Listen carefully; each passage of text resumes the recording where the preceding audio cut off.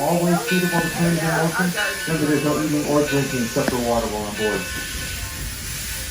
Planter Plantation House comes from the Tidewater Basin of Maryland.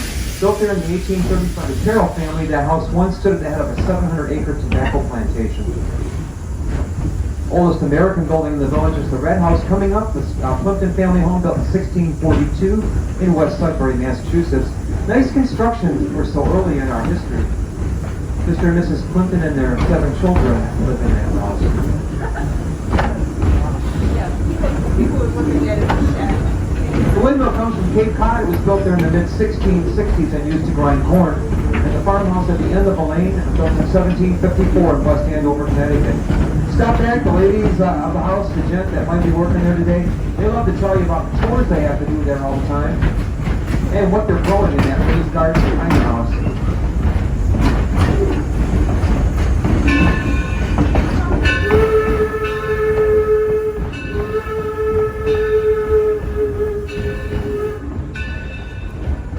Folks, the rather large field here on the left, we grass seeded a couple weeks ago, and look at how fast that lawn came in. That's going to become our new horse paddock. We built a barn over there on the left a couple years ago. And we're just waiting for a few more additions to the field here for safety and to keep the horses kenned. And that will be our new paddock.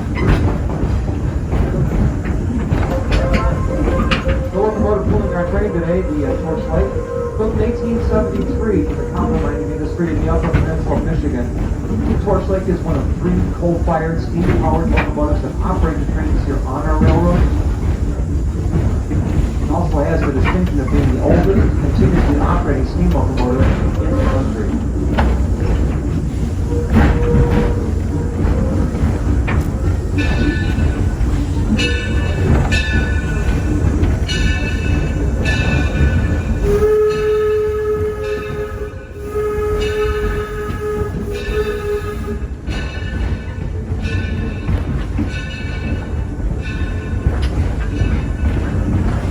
Folks, we're entering the Oxbow Island district of the village.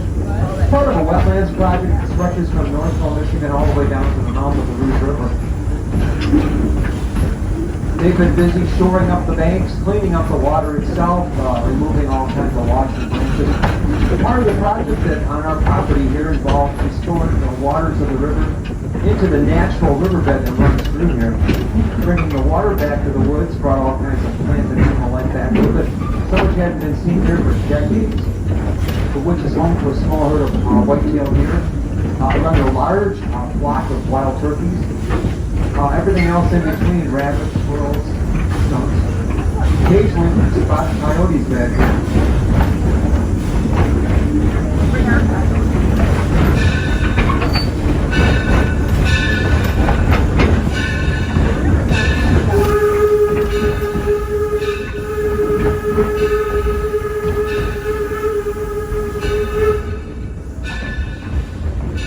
Many species of birds were once thought to be extinct in the area are now back in the water areas, the river areas. Blue heron, green heron, egrets, cranes. If you look to the sky over the woods here on warmer afternoons, you might spot hawks, maybe an eagle or 2 flying overhead as well.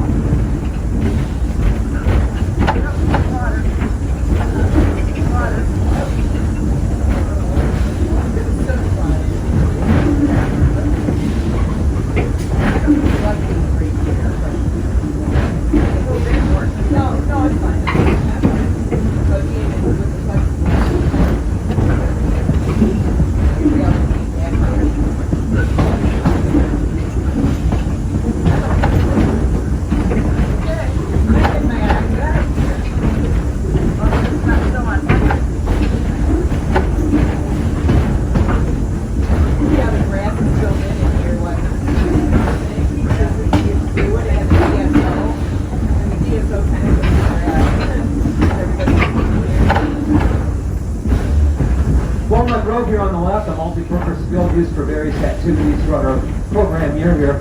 Today is providing a nice backdrop to some of our porches and parlors homes. The small cottage-like house over there belonged to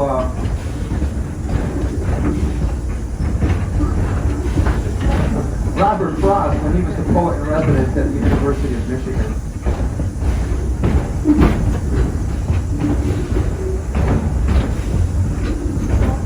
Buildings at Fire in the Field are the main campus of the Henry Ford Academy, a fully accredited charter public high school here on the grounds, a joint venture of Wayne County Regional Services and the Ford Motor Company.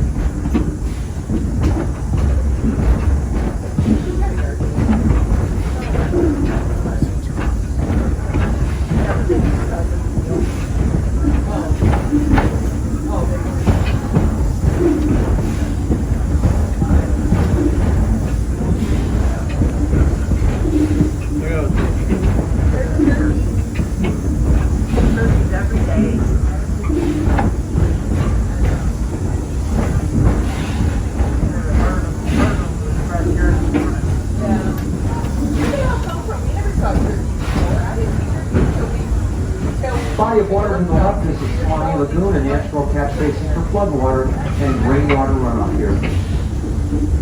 You might know the lagoon is pretty full.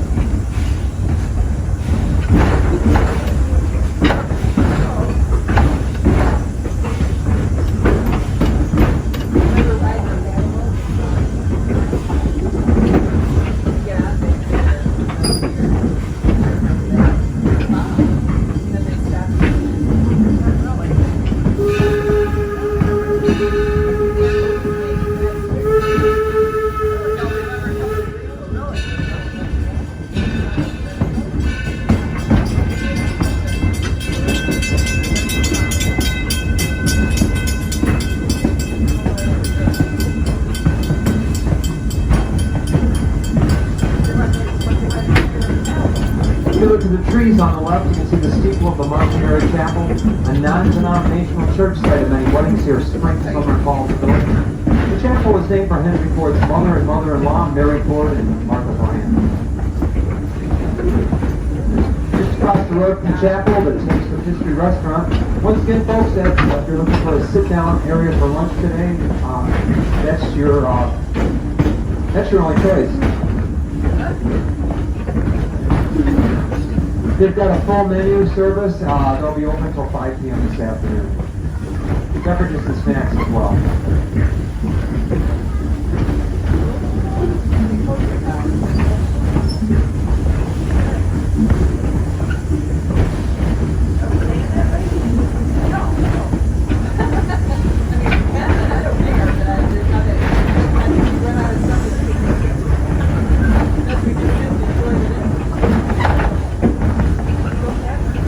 Folks, we're now approaching the Smith Creek Depot. We'll be stopping there shortly. For your safety, stay seated until we do. Platform rear is going to be on the left. If you are leaving us, make sure you have all your belongings, and keep in mind the railroad operates until 5 p.m. this afternoon. We are running 2 trains for a good part of the day, so you should never be more than 15 minutes away from a train in the station. Listen for the whistling. Everybody, stay in your seats until you hear the whistle.